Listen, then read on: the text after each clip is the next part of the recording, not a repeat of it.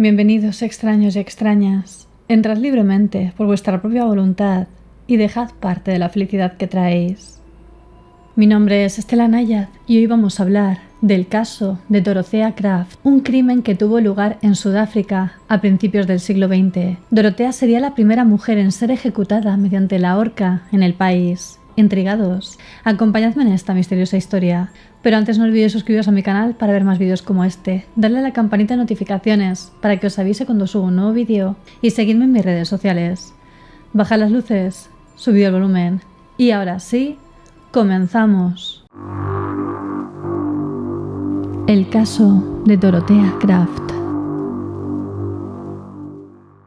Sudáfrica, año 1918. Una tormentosa noche de febrero, el viento golpea los cristales de la vivienda principal de la finca. El granizo cae sobre las tejas, ensordeciendo el crimen que está a punto de cometerse. Un olor a muerte se deja respirar en el aire. Lo que los hechizos y la magia no pudieron conseguir, ahora lo han logrado un par de hombres y una mujer. Dorothea Kraft, conocida por ser la primera mujer en ser ahorcada en Sudáfrica. Pero empecemos por el principio. Septiembre de 1914. La Primera Guerra Mundial hace temblar los cimientos del continente europeo. Alemania avanza sobre París, enfrentando a británicos y franceses en las orillas del río Marne. Sin embargo, los combates se extienden por otras partes del globo. En África, los tambores de guerra suenan entre las colonias y las fuerzas del Imperio Británico comienzan a afilar sus bayonetas, dispuestas a ocupar las posesiones alemanas de ultramar. El general Louis Botha, primer ministro de la Unión Sudafricana, anuncia públicamente su intención de invadir la colonia vecina, el África Occidental alemana, la actual Namibia. No obstante, carece de suficientes apoyos. La mayoría de colonos, los conocidos como Boers, eran de ascendencia alemana y no aprobaban el conflicto, por lo que comenzaron a agruparse en torno a un fiero opositor del ministro sudafricano, Koos de la Rey. El 15 de septiembre de 1914, de la Rey se dirigía a una reunión en Potchefstroom con varios oficiales del ejército. Por el camino, mientras atravesaba una finca de Lichtenburg, a unos 200 kilómetros de Johannesburgo, fue sorprendido por la policía en un control de carretera. Allí recibió un disparo en la espalda, supuestamente accidental, que acabaría con su vida. Su muerte propició una infructuosa rebelión por parte de los Boers y la inevitable ocupación del África Occidental alemana. La granja de Lichtenburg quedó grabada en la mente de los colonos como un lugar de muerte y desolación, bautizándola desde entonces como Teurfontein, la fuente de luto. No sería la última vez que la muerte visitara aquel siniestro y remoto paraje. La hacienda pertenecía a una viuda, Dorothea Kraft. Teurfontein era un lugar poco apetecible. El terreno era bastante seco y exigía un gran esfuerzo para obtener cierto rendimiento agrícola. Además, estaba lejos de los núcleos donde se concentraban los nuevos emigrantes europeos y americanos que demandarían sus productos, y su única mano de obra disponible era la población local. Para complicar las cosas, Dorothea tenía que compaginar su responsabilidad como propietaria y administradora de la finca con sus obligaciones como madre. Tenía una única hija pequeña, Polly. La situación en 1914 era bastante grave. Se habían sucedido una serie de sequías y sus trabajadores se resistían cada vez más a obedecer las órdenes de una mujer. Todo parecía ir encaminado hacia el desastre más absoluto, hasta que apareció por el lugar Louis Tumpowski. Louis era un simpático inmigrante judío procedente de Estados Unidos, que había decidido trasladarse a Sudáfrica en 1887, cuando tenía solo 25 años. Louis pretendía hacer fortuna en los alrededores de la prometedora Johannesburgo, que en aquellos años no paraba de crecer. El potencial de la zona y la llegada incesante de colonos le llevó a montar un negocio de provisiones con el que comenzó a ganar un buen dinero. Se dedicaba a recorrer las granjas y a comprar diferentes artículos que luego distribuía inteligentemente a precios competitivos. El ya experimentado comerciante visitó a principios de año la inquietante granja de Teurfontein para reponer sus mercancías. Dorothea Kraft no dejó escapar su oportunidad y en una larga y distinguida conversación con el señor Tumpowski dejó caer que necesitaba un hombre en la propiedad, alguien que tomara decisiones y se hiciera respetar entre los labradores locales que trabajaban en la hacienda. No pasaría mucho tiempo hasta que el propio Louis Tumpowski regresara a la granja y se ofreciera él mismo como gerente del lugar. Tras una breve conversación, acordaron que Dorothea cedería los poderes de la propiedad a cambio de una especie de alquiler de la finca, por valor de 25 libras anuales. El 21 de mayo de 1914 firmaron un contrato frente a un notario, por el que Louis Tuponsky se convirtió en el administrador legal de Turfontaine. Inmediatamente Louis se mudó a la granja. Allí la cercanía y la confianza con Dorothea convirtieron su vínculo contractual en una relación amorosa. No obstante, la granja seguía sin prosperar y Dorothea decidió que había llegado el momento de vender la propiedad y emprender una nueva vida. Pero cuando se dispuso a traspasar la hacienda, Louis no tuvo más remedio que confesarle los entresijos del contrato de arrendamiento que habían firmado años atrás. Tuponsky reveló que el acuerdo contenía una cláusula de opción de compra tras el alquiler por valor de 35 libras esterlinas por cada 10.000 metros cuadrados del terreno. Es decir, que Dorothea estaba obligada a vender a su amante la finca por delante de cualquier otro posible comprador. Todo ello a un precio muy inferior al valor del mercado. Dorothea se indignó y trató de apelar sosteniendo que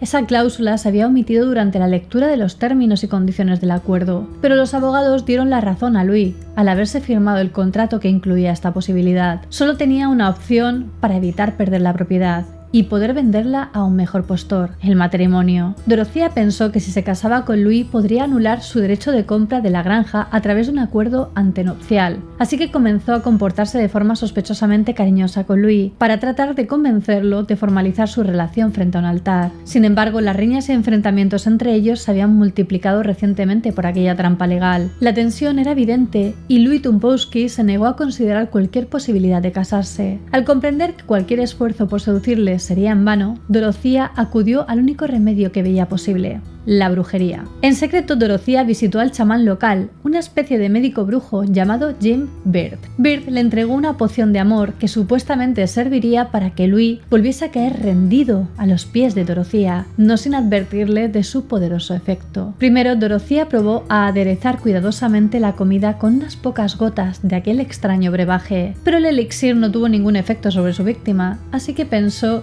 que no habría echado suficiente. Probaría una segunda vez. Cuando vertió una buena parte de la pócima en el té de Louis y este bebió convencido de su taza, lo que le provocó fue un fuerte ardor estomacal que lo mantuvo en la cama durante días. Cuando se recuperó de la enfermedad, Louis Tuponsky acusó directamente a Dorothea de envenenarlo y se negó a comer o beber nada que ella hubiera preparado. La magia del hechicero había fallado, pero Dorothea no tuvo que esperar demasiado para encontrar la solución definitiva a su problema. A principios de 1918 llegó a Turfontaine Hermanus Lambertus Swart, un joven desertor del ejército que buscaba trabajo en las granjas de la zona. No tardó demasiado en fijarse en la hija de Dorothea, Polly, que comenzaba a hacerse mayor y a levantar pasiones. El recién llegado se había enamorado completamente de ella y soñaba con compartir toda su vida a su lado, por lo que sus visitas a la granja se hicieron cada vez más frecuentes. Y pronto descubrió que la hacienda, o el dinero que generaría su posible venta, estaba lejos de acabar en las manos de su amada. Así comenzó a entablar conversación con Dorothea Kraft, con la que se entendió a la perfección. Tenían un obstáculo en común.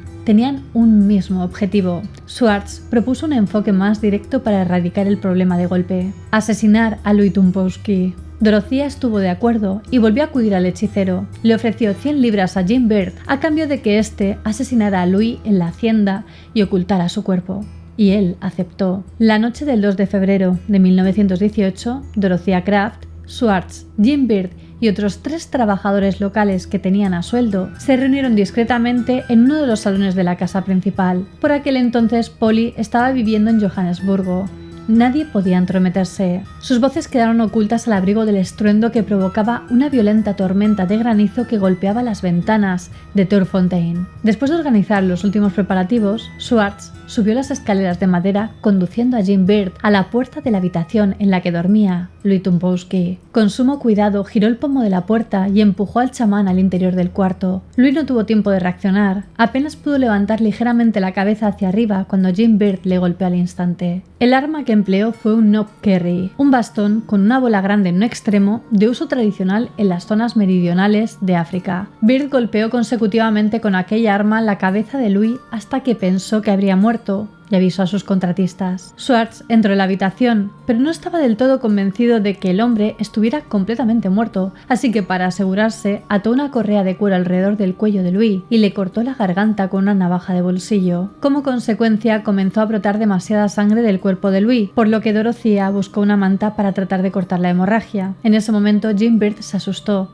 Le pareció ver que alguien miraba por la ventana y les había visto, por lo que aprovechó un descuido de Schwartz y Dorothea y huyó del lugar al abrigo de la noche. Con la ayuda de los 3 trabajadores africanos que les acompañaban, Dorothea Kraft y Schwartz sacaron el cuerpo de Louis Tumpowski de la vivienda y lo enterraron en una fosa improvisada en el jardín. Al amanecer, todas las pruebas del crimen habían desaparecido. El problema estaba resuelto. Para ahuyentar las sospechas entre los propietarios de otras fincas de los alrededores y los conocidos de la pareja, Dorothea comenzó a propagar falsos rumores. Se quejó públicamente de que Louis la había abandonado, acudía a casa de algún vecino alegando que tenía miedo de quedarse sola. No pasó mucho tiempo para que todos se olvidaran de Louis Tumpowski. Todos, salvo su hermana, la señora Saltman. La señora Saltman vivía en Johannesburgo, en la casa que anteriormente había sido el domicilio de su hermano, por lo que era normal que el correo a su nombre fuera a parar a sus manos. 3 meses después de la desaparición de Louis, en mayo de 1918, la señora Saltman recibió una carta de un hombre que estaba interesado en comprar Teunfontein y que le pedía la nueva dirección de su hermano. Saltman y su esposo se extrañaron de que Louis hubiese desaparecido sin más. No era propio de él. Sospechaban que le hubiera ocurrido algo, por lo que contactaron con la policía y les pidieron que investigaran la desaparición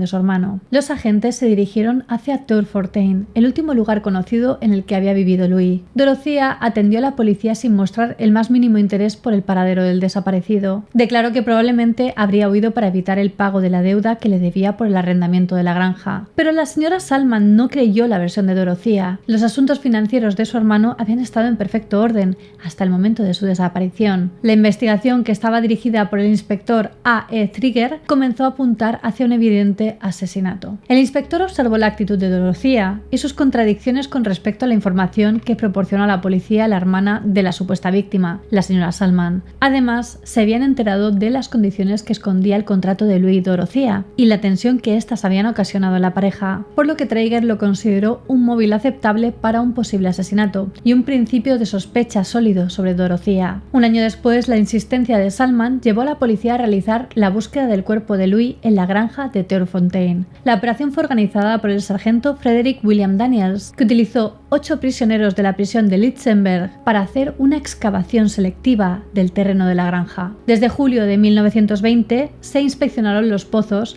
se excavaron cientos de fosas y se levantaron los suelos de la granja, pero después de un mes de trabajo no había señales del cuerpo. La policía no tenía pruebas ni pistas que condujeran a una resolución del caso, por lo que se ofreció una recompensa de 100 libras a quien otorgara algo de información relevante para esclarecer la desaparición de Louis Tumpowski. Pero nadie apareció. Cuando la investigación parecía en el punto muerto, el sargento Daniels se concentró en repasar las pruebas y declaraciones que había ido recogiendo hasta entonces. Recordó que había ido a hablar de Jean Byrd, por lo que el 20 de agosto decidió visitarle para interrogarlo. La culpa, el miedo o los nervios llevaron al chamán a confesar haber participado en el asesinato y revelar cómo Dorothea Kraft y Hermanus Lambertus Schwartz le habían contratado con tal fin. La policía por fin tenía culpables, pero necesitaban el cuerpo de Louis para iniciar un trámite judicial. Sin embargo, Byrd reconoció que había huido del lugar de los hechos antes de que escondieran el cuerpo y no sabía lo que habían hecho con él. El sargento Daniels sabía que el cuerpo de Louis debía de estar en algún lugar de la finca, por lo que decidió que Jean Byrd se uniera a los 8 convictos que buscaban el cuerpo en Teunfontein hasta que apareciera. El destino quiso que el agua, aquel recurso tan escaso en la finca, y que su ausencia había convertido la granja en una tierra baldía, seca e infértil,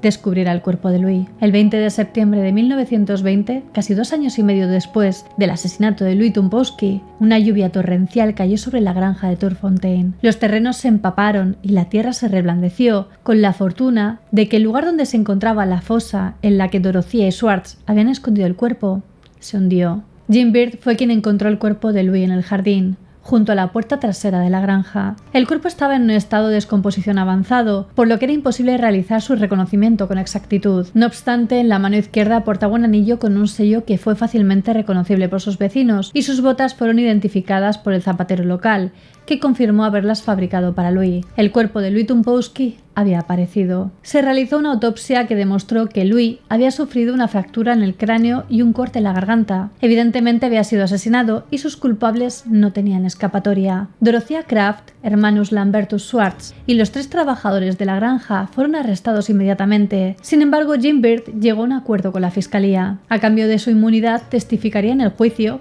y entregaría más pruebas del espantoso crimen ocurrido en Terrefontaine. El juicio comenzó el 13 de junio de 1921 en el Tribunal de Circuito de Potchefstroom. Para entonces, Dorothea adoptó el apellido de Van der Merwe, quizás para intentar ocultar su identidad pública hacia un proceso que alcanzó gran fama. 2 de los trabajadores africanos que, según Jim Byrd, habían sido cómplices del asesinato de Louis fueron enviados a juicio. El tercer hombre no fue juzgado. El señor Hole actuó como fiscal del Estado, liderando la acusación. Hole incriminó a Dorothea como la principal instigadora del crimen y como la máxima responsable del asesinato de Louis, a pesar de no haber participado directamente en el homicidio. El testimonio de Jim Byrd no hizo más que complicar las cosas, ya que declaró haber sido contratado por Dorothea y Schwartz para cometer el asesinato, y que además ella le había recompensado con favores sexuales su participación, algo que Dorothea negó rotundamente. A pesar de que las declaraciones de Jim Byrd fueron algo controvertidas y de que el juez señaló durante el juicio que él mismo se había definido como mentiroso, adúltero, hechicero y asesino,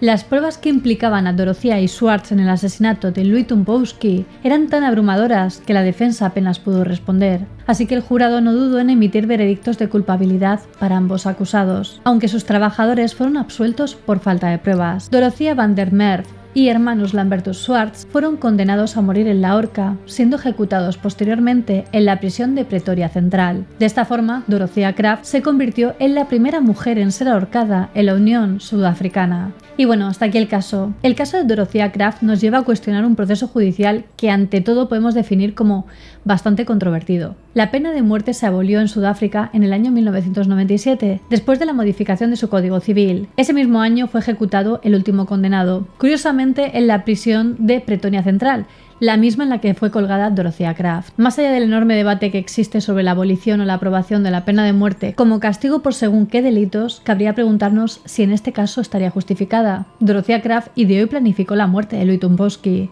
con el fin de evitar un problema contractual, con el que perdería gran parte del dinero de una posible venta de su granja. Pero ella no fue la mano ejecutora de su asesinato. ¿Y vosotros qué pensáis? ¿Merecía ser ahorcada? ¿Debe asumir el mismo castigo el autor material de un crimen que el autor intelectual del mismo? Decídmelo en los comentarios. Quería agradecer a mis mecenas de Patreon por el apoyo que me brindan. Sin vosotros no sería posible. Si vosotros también queréis apoyarme, os dejo el link a Patreon en la descripción, donde podréis ver los beneficios de cada nivel. Y quería hacer una mención especial a los miembros de la Orden del Dragón, Alejandro Rebón Portillo, Yolani Olano y Tristania Wolf.